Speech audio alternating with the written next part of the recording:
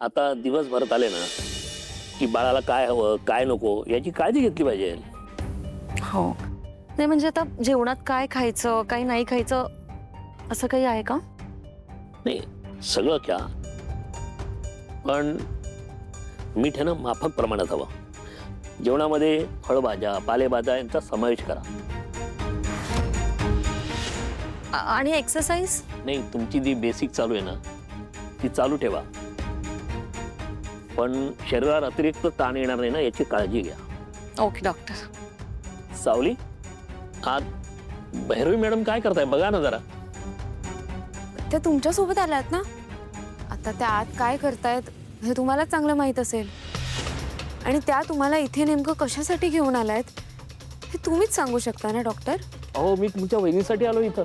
सावली, तू बोलत काय बसलीयस? डॉक्टरांसाठी चहा ठेव जा मस्त. हो, चहा घेतला ना तर मला थोडं बरं वाटेल. नाही, माझं डोकं थोडं जड झालंय. डोकं दुखतंय? मी कडक चहा घेऊन येते तुमच्यासाठी. नाही म्हणजे ही जी तुमची अस्वस्थता आहे ना ती जरा कमी होईल. आलेच.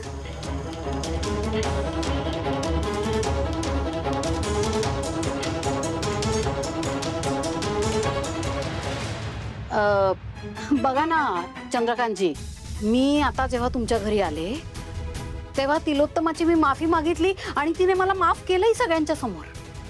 आणि आता जेव्हा मी तिच्या मागे तिच्याशी बोलायला आले तर सरळ तुला माफ करणार नाही म्हणते कधीच. असं कसं चालेल तिलोत्तमा? असं कुठे असतं का? म्हणून तिला आम्ही म्हटलं की मी सगळ्यांना सांगेन ना की तू मला आधीच माफ केलं असते. भैरवीजी, तसंही तुम्ही तिलोत्तमाची माफी मागून काहीच उपयोग नाही. तुम्ही खरं तर सावलीच्या अपराधी आहात. तुम्ही तिची माफी मागायला हवी. तसं झालं तरच आम्हाला वाटेल की तुम्हाला पश्चाताप झालाय म्हणून. बरोबर आहे तुमचं चंद्रकांतजी, पण तुम्हाला असं वाटतं का की मी सावलीची माफी मागितली नसेल? अहो, घरात आल्या आल्या सगळ्यात आधी हात जोडून तिची माफी मागितली आहे मी. हात जोडून. तिलोत्तमाला माहिती आहे, विचारा तिला. तिलोत्तमा सांग ना, मी माफी मागितली नाही का सावलीची? मागितली ना? सांग. हो हो हो मागितली ना. माझ्या समोरच तर मागितली माफी सावलीची. मागितली.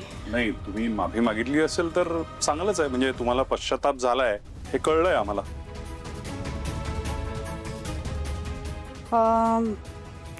अहो ऐका ना जरा, एक काम करता का प्लीज माझं? नीलशी जाऊन बोलता? हां, बघा तो ठीक आहे ना? ठीक आहे. दार लावून जा जाताना. हां.